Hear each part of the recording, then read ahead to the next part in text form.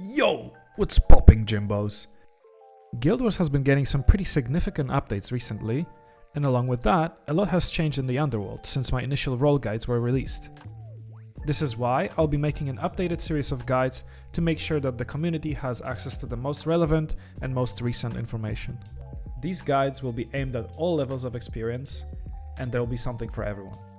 I'll be including some very basic information for those just starting their journey with Underworld Speaker, as well as more advanced tips for those who are already familiar with the roles and want to improve. This particular video, however, will be an introduction for those who are returning after years of absence, or new players that were drawn to the game after the recent Reforged updates and would like to get into Underworld Speaker but don't know how. Welcome to Underworld Reforged. So, what is new? First of all, a few years ago, major improvements have been done to the servers Guild Wars was hosted on, which has resulted in better responsiveness, reduced ping, and less lagging. This has helped speed clear significantly as movement, spellcasting, and enemy behavior is being recognized quicker, making gameplay much smoother and the enemies easier to manipulate.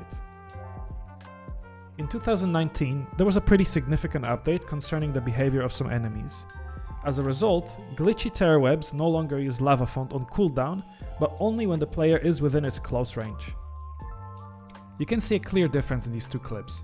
In the first clip, the terror web is continuously casting, keeping himself locked in the casting state, which makes it difficult to play around. In the second clip, however, the glitchy terror web is much more responsive and reacts in line with the glitchy mob mechanic way quicker, resulting in a much smoother experience for me. Summoned Dream Riders now use Chaos Storm on all enemies, which can actually sometimes screw things up as the skill makes enemies scatter, making them run away and change position unexpectedly. You can now acquire additional runes of holding, which increase your bag and pouch space by 5. This gives you additional 15 slots in your inventory in total, which is honestly great to have as a speed clearing character. The duration of several consumable items has been increased to 30 minutes, making all consumables last equally long and significantly reducing the amount spent per run, which actually saves quite a lot of money. Another general change that positively impacted speed clearing was the increase of the maximum zoom out distance.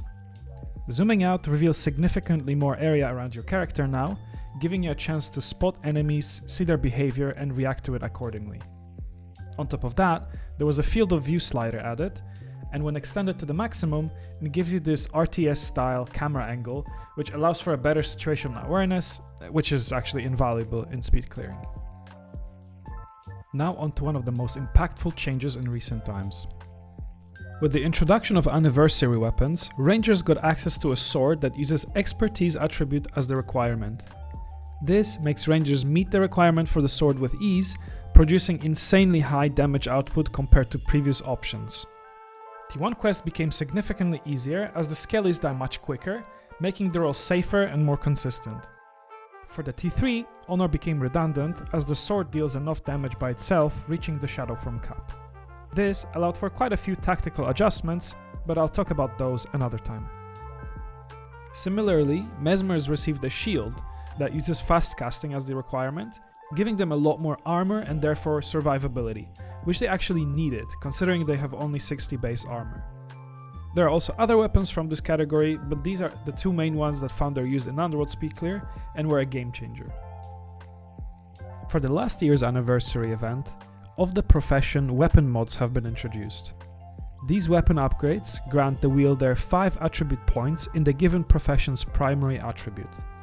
So, for example, as a warrior, all of a sudden you can have 5 points in energy storage attribute without even having the elementalist as your secondary profession. Let it be noted that this mod sets the given attribute at 5 rather than increasing it by 5, which means that this effect is not affected by consumables and cannot be increased further or decreased at all.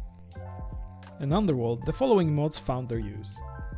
Fast casting mod increases the activation time of spells, so it's good on emo for faster bonds and chamber.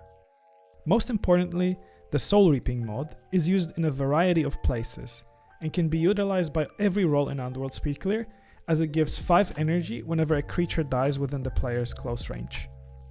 You can gain energy in this way only 3 times every 15 seconds, so that makes it a bit more balanced. This next change is a bit of a weird one because the way decimal points are considered in calculations is different now. Before, a skill with 5-second cooldown and half recharge effect applied would result in a 2-second cooldown for that skill. Now, uneven numbers are rounded up instead of down, so 2.5-second cooldown for a skill is counted as 3. For Underworld, this ended up making the already boring fight with Doom last even longer. The most recent change we've got involved the increase of range and duration, as well as reduced casting time of Nature's Rituals. It's a pretty cool buff considering EoE, QZ, and Winnowing now cover a larger area and last significantly longer, enabling new strategies or improving the already existing ones. Unfortunately, due to this change, Nature's Renewal cast by nearby behemoths around the Last Keeper area makes all the spells longer to cast as LT, which is actually quite annoying. Underworld is one of the hardest, if not the hardest area to speed clear. You should be conscious of that when starting. General experience with the game and speed clearing is highly beneficial, and will give you a big head start in learning Underworld. FAO, DOA, and dungeon speed clears can be equally challenging mechanically. However, the thing about Underworld is that it's unforgiving. Every person on the team contributes to the success of the run in some way, and even the smallest of mistakes can sometimes result in its failure, ending the fun for everyone. Because of that, Underworld can be quite intimidating to get into, or difficult to keep improving at. Each area in Underworld contains a Reaper who remains vulnerable until all of their quests are completed. Only once that is done, and the Reaper is fully out of combat, do they become safe and no longer require protection.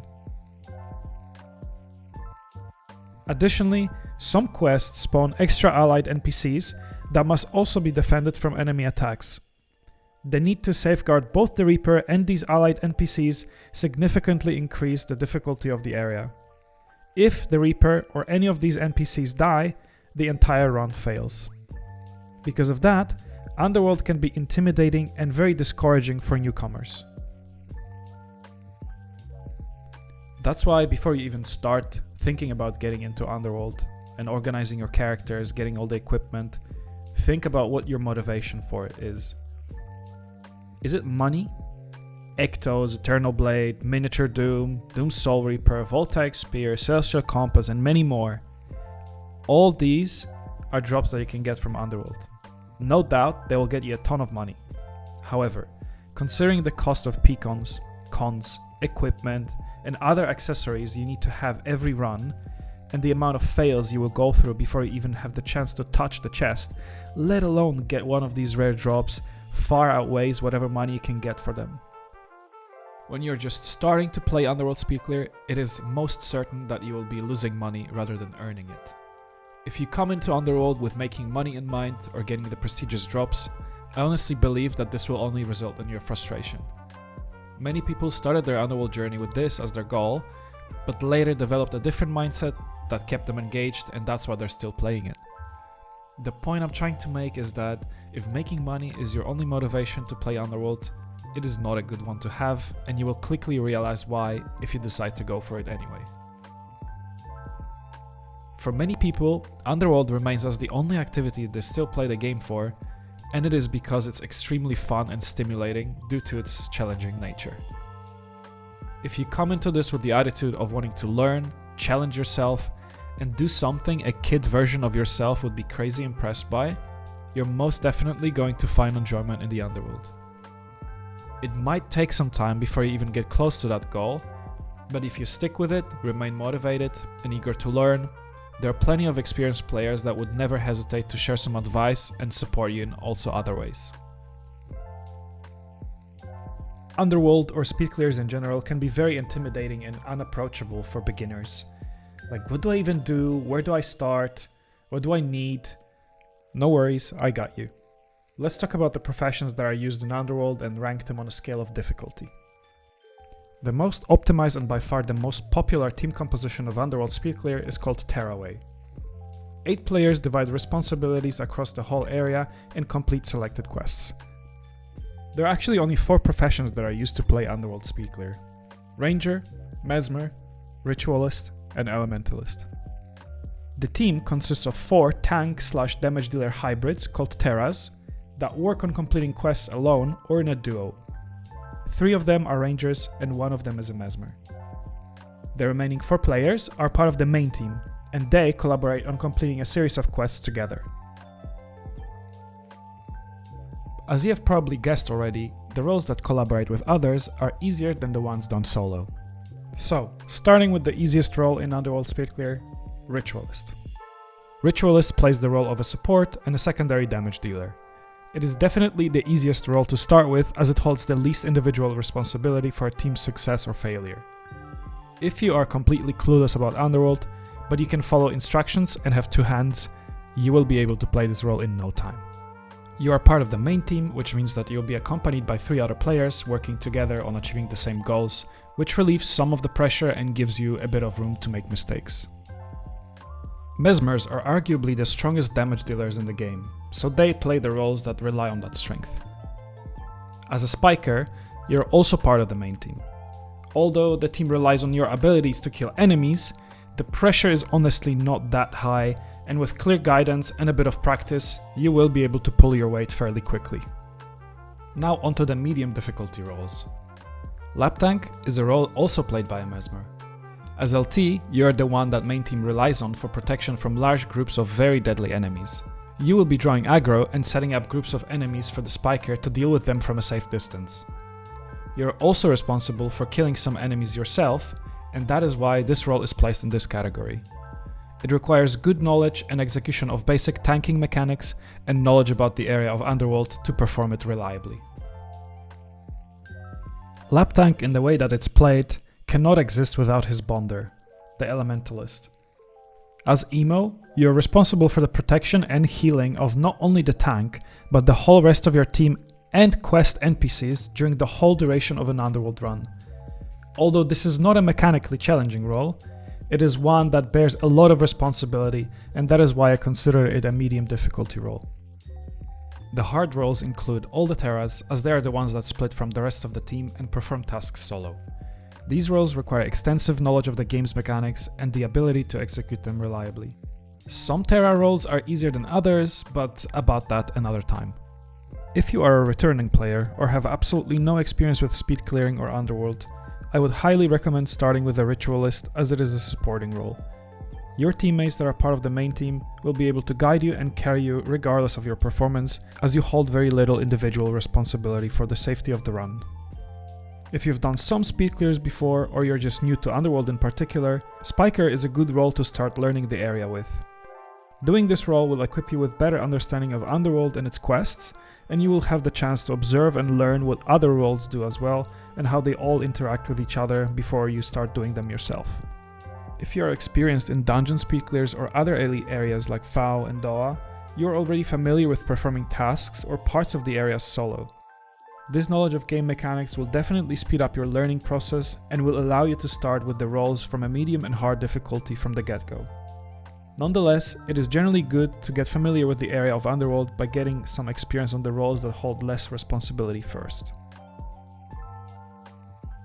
This part of the video is dedicated to players that have returned after years of absence or have no experience with speed clearing at all. If that does not apply to you, feel free to skip to the next segment. Right now, I'll share with you how to get your characters Underworld ready to make sure that you have everything you need to succeed. I'll be covering only the Ritualist and Spiker, as they're the roles that you should be starting on as a beginner. Ritualist requires quite a bit of work actually to get it Underworld ready. This is the build you'll be running with. Ignoring all the regular skills that are very easy to get, you'll be using Honor, PI and Ebon Escape, which are all PvE skills granted after completing a chain of quests. You will need to dedicate some time to also acquire rank 5 in their respective titles, so the skills have the maximum effect. Progression-wise, you will have to have hard mode unlocked on at least one of the campaigns, and your character has to be closer to the stars, which is done simply by finishing the Napui Quarter mission. These are the weapons that you'll be using as a Ritualist. A 40-40 set for spiking, which you can craft in Vasburg Armory from the weaponsmith that's there, or buy Droknar's keys and get it from the Droknar's chests. A Zealous Scythe with a Necromancer mode, it can be Wintergreen or a Q9, the damage doesn't really matter, it's about the energy gain. And a Zealous Spear for Doom. That's it. You will find all the relevant links in the description of this video. As a Spiker, you'll need to have only Ebon Escape and Cry of Pain as your PvE skills, and they are easy to get. While it's nice to have rank 5 in Ebon Vanguard title to benefit from the maximum healing of Ebon Escape, it's not that big of a requirement and you can get away with a lower rank. Luckily, you don't have to do much progression-wise, and being ascended closer to the stars or finishing the Hunted quest as a Nightfall character is all that it takes. When it comes to weapons, this is what you'll be using. An enchanting set for your enchantments to last 20% longer, a spiking set, and for Doom you'll be using a Zealous Spear and a Fire Shield. These weapon sets require quite specific weapon mods, so you might need to ask around and buy them from other players. But that's it. Now that you know which professions to invest in based on your level of experience, let's talk about other kinds of investments. Pcons. Pcons, or personal consumables, are what makes this whole thing possible. They are used to boost your character's performance every run and are absolutely essential. Enemies in hard mode are completely overpowered compared to you as a single player, and this is why, to even out the playing field, you will be using the following consumables. Corn and Egg to boost your attribute points, Pie to increase your attack speed and skill activation time, Apple for higher HP and energy, War Supply for armor and health regeneration, and a Cupcake for even more HP and energy, as well as very importantly increased movement speed. You can obtain these during special scheduled events, for which I will include a link in the description, or simply buy them from other players. There are also Lunar Fortunes, which can grant you with 1 extra attribute point. They're a bit pricey and you go through a lot of them, as they only have a 10% chance to actually grant you this buff. They are not essential for all roles, but definitely improve your performance regardless. I wouldn't use them if you're just starting out, or if you don't have the money for it. It's simply not worth it. Every speed clear, including Underworld, benefits from the use of party-wide consumables, known as Cons. Essence of Celerity, or BU, Grail of Might and Armor of Salvation. These provide the team with significant benefits: increased movement, attack, recharge and skill activation speeds, 1 extra attribute point, additional HP and energy, significantly more armor, health regeneration and reduced crit damage taken. These are provided by one of the team members, usually the person that volunteered to use them or gathered the team and organized the run. When you're new, it is unlikely that you'll be expected to have them, but it's definitely nice if you do, just in case. We are not done just yet. Every well-equipped speed clear has these following items at their disposal on every character. Res Scrolls. They will allow you to resurrect your dead teammates. These are often used by the dozen, so it's good to have a lot of them at hand. Summoning Stones. Tengu support flares, Ghastly Stones, or any of the ones displayed on screen. They spawn extra allies that fight alongside you, tipping the scale in your favor. Each of them gives you an edge in distinctly different scenarios, but I'll go into more details about that another time. Seals of the Dragon Empire or Power Stones of Courage. When used, these items refresh the recharge of all skills for all party members, provided that they have less than 10% morale at the time. And last but not least, Mob Stoppers. A long time ago, Skeletons of Doom were introduced to the Underworld to combat speed clearing and farming done in the area. They deal a ton of armor ignoring damage and are notoriously difficult to deal with for inexperienced players. There are 38 Skeletons of Doom spread throughout the whole of Underworld, and even more of them spawn when quests are taken. Mob Stoppers are a unique item that can be obtained through a quest only during the Halloween event. They allow you to capture a Skeleton of Doom when it's at 25% health, essentially reducing their lifespan and making them easier to handle.